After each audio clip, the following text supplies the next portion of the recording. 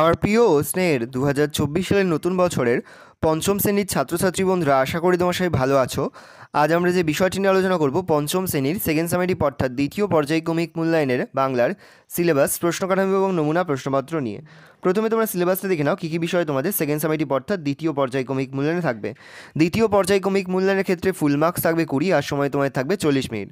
তোমায় থাকবে মাঠ মানে ছুট, লিমেরিক, ঝড়, মধু আনতে বাঘের মুখে, মায়াতরু, ফণিমনসা ও বনের পরী, পাহাড়িয়া বর্ষার সুরে, বৃষ্টি পড়ে টাপুর টুপুর, বোকা কুমিরের কথা, আর চল চল চল। আর ভাষাপাঠ বই থেকে থাকবে লিঙ্গ, বচন আর চিঠিপত্র।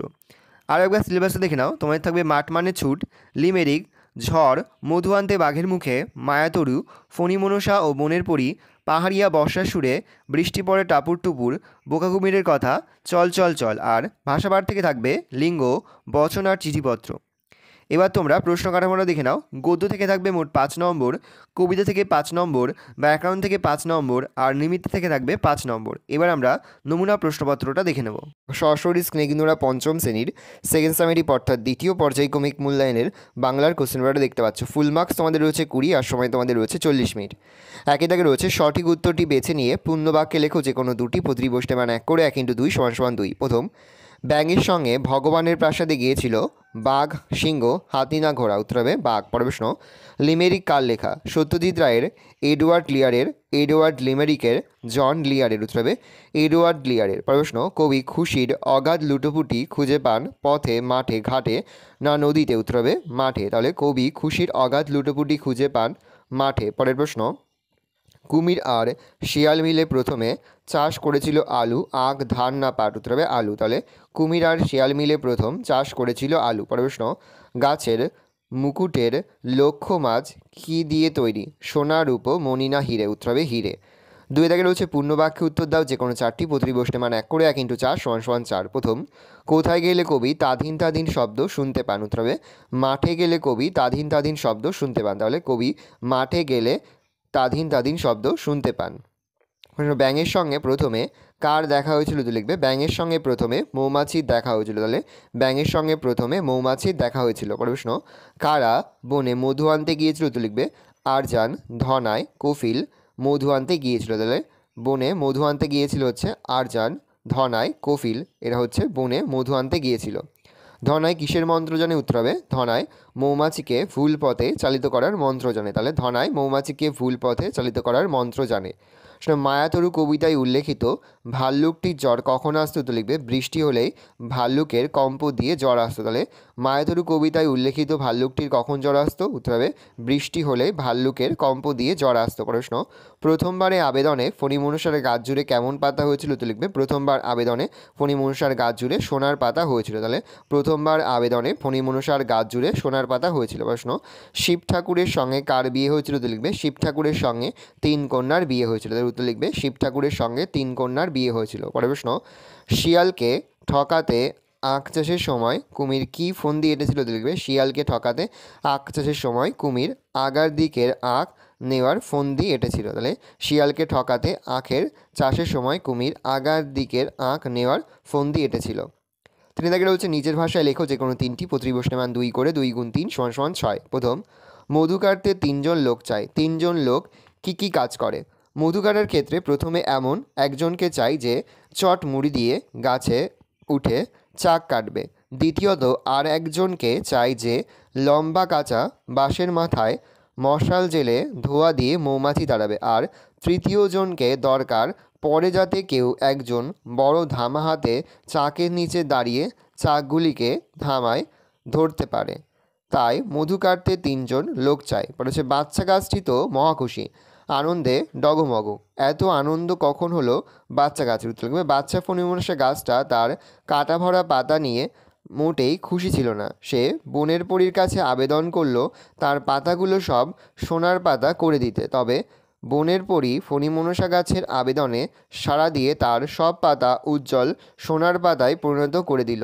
নিজের পাতার সুন্দর চেহারা দেখে ফণিমনসা গাছ আনন্দে ডগমগ হয়ে উঠল। প্রশ্ন, বোকা কুমিরের কথা গল্পে কুমির বারবার ঠকেছিল কেন? উত্তর লিখবে এই গল্পে কুমির ছিল বোকা আর শিয়াল ছিল চালাক। আর চাষবাস সম্বন্ধে কুমিরের ধারণাও ঠিকঠাক ছিল না, তাই বারবার সে ঠকে গিয়েছিল। প্রশ্ন, মায়াতরু শব্দটির অর্থ কী? কবিতায় গাছকে মায়াতরু বলা হয়েছে কেন? তো লিখবে মায়াতরু কথাটির অর্থ হলো মায়াবী গাছ। কবিতায় গাছটিকে মায়াতরু বলা হয়েছে কেননা গাছটি বিভিন্ন সময় বিভিন্ন রূপ ধারণ করত। কখনো সে ভূত, কখনো ভাল্লুক, আবার কখনো বা মাছ হয়ে যেত, তাই বা তার এই ধরনের অলৌকিক কার্যকলাপের জন্যই তাকে মায়াতরু বলা হয়েছে। পর হচ্ছে, কবিতায় শিশুর দল ছুটে চলে যেতে চেয়েছিল কেন? তো লিখবে ঝড় কবিতায় শিশুর দলের ছুটে চলে যাওয়ার কারণ ছিল তাদের খেলার সময় হঠাৎ করেই এলোমেলো ঝড় আসে, সমস্ত কিছু কালো পর্দায় ঢেকে যায় এক নিমিষে। 4 দাগে রয়েছে নিচের প্রশ্নগুলির উত্তর দাও যে কোনো দুটি। প্রতিটি প্রশ্নের মান 2 করে, 2 গুণ 2 = 4। প্রথম, ক্লিপলিঙ্গের উদাহরণ সহ সংজ্ঞা দাও। তো লিখবে যেসব শব্দের দ্বারা পুরুষ বা নারী কাউকেই বোঝানো হয় না তাদের ক্লিপলিঙ্গ শব্দ বলে, যেমন টেবিল। বচন বলতে কী বোঝো? বাংলায় বচন কত প্রকার ও কী কী? প্রত্যেক ক্ষেত্রে 2টি করে উদাহরণ দাও। কোনো প্রাণী বা বস্তুর সংখ্যা বা পরিমাণ সম্বন্ধে যে চিহ্ন কোনো ধারণা দেয় তাকে বচন বলে। বাংলায় বচন 2 প্রকার, একবচন ও উভয়বচন। একবচন মেয়ে, ছাত্র, বহুবচন মেয়েরা, ছাত্রদল। লিঙ্গ পরিবর্তন করো, নায়ক পাঠক, নায়ক হবে নায়িকা, পাঠক হবে পাঠিকা। লিঙ্গ পরিবর্তন করো, সাহেব কবি, সাহেব হবে মেম, কবি হবে মহিলা কবি। বচন পরিবর্তন করো, লোকটি বন্ধু, লোকটি হবে লোকগুলি, বন্ধু হবে বন্ধুরা। বলেছে পত্র রচনা করো, বার্ষিক পরীক্ষায় ফল জানিয়ে পিতার কাছে পুত্রের পত্র। ওপরে ঠিকানা দেবে, লেখা শুরু করবে। শ্রী চরণেশু বাবা, আমার প্রণাম নিও। মাকেও প্রণাম জানাবে, ছোট ভাইকে ভালোবাসা জানাবে। আজই আমাদের বার্ষিক পরীক্ষার ফলাফল বেরিয়েছে। তোমরা শুনলে খুশি হবে যে আমি পরীক্ষায় 2য় স্থান অধিকার করেছি। যে প্রথম হয়েছে সে আমার চেয়ে মাত্র 3 নম্বর বেশি পেয়েছে। এই সামান্য নম্বরের জন্য প্রথম হতে পারিনি বলে প্রথমে মনটা আমার একটু খারাপ হয়েছিল। ঠিক করেছি এবার থেকে আরও ভালোভাবে পড়াশোনা করব। 6ষ্ঠ শ্রেণীর বুক লিস্ট হাতে পেয়েছি, সব বই স্কুল থেকে দেবে, তবে খাতা কেনার জন্য এই মাসে কিছু বেশি টাকা পাঠিও। তুমি, মা আর ভাই ভালো থেকো। ইতি দিয়ে লিখবে অভি সেনগুপ্ত। এবার তোমরা তোমাদের ঠিকানাটা লিখবে। বাবার নাম লিখবে শ্রী সেনগুপ্ত, 17 সূর্যসেন সরণি, বনগ্রাম, জেলা উত্তর 24 পরগনা, পিন 743235। ভালো করে দেখে নাও। এর পাশাপাশি তোমরা কিন্তু এইরকমভাবেই তোমরা বন্ধুর কাছে চিঠি, গরমের ছুটি কেমন কাটালে সেটা জানিয়ে বন্ধুর কাছে চিঠি, এবং স্কুলে অনুপস্থিত থাকার জন্য বিদ্যালয়ের প্রধান শিক্ষকের কাছে চিঠি, এইগুলো কিন্তু খুব ভালো করে তোমরা প্র্যাকটিস করবে।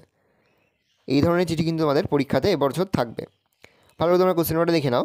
আশা করি ভিডিওটা ভালো লেগেছে। ভিডিওটা ভালো লাগলে ভিডিও লাইক করতে একদমই ভুলবে না। আর আমার চ্যানেল নতুন হাত লাল কালার সাবস্ক্রাইব প্রেস করে পাশে বেল আইকন প্রেস করে যখন নতুন করে ভিডিও আপলোড করি সবার ফার্স্ট নোটিফিকেশন তোমরা পেয়ে যাও। আর এই ভিডিওটি তোমার বন্ধু বান্ধবী আত্মীয়স্বজন সবার মধ্যে কিন্তু অনেক শেয়ার করে যারা এবছর 5ম শ্রেণীতে পড়ছে। আমরা কিন্তু ইতিমধ্যে 5ম শ্রেণীর প্রতিটি বিষয়ের সিলেবাস, প্রশ্নকাঠামো এবং নমুনা প্রশ্নপত্র কিন্তু আপলোড করে দিয়েছি। তোমাদের এখনও পর্যন্ত সেই ভিডিওগুলো না দেখে থাকো, ভিডিওগুলো কিন্তু তাড়াতাড়ি দেখে নাও। তোমাদের সকলকে জানাই আগাম পরীক্ষার অনেক শুভেচ্ছা এবং অভিনন্দন। একেবারে ভিডিও শেষে স্ক্রিনে তোমরা একটা প্লেলিস্ট দেখতে পারবে, তার উপরে ক্লিক করলেই সমস্ত ভিডিওগুলো কিন্তু তোমরা পর দেখে নিতে পারবে।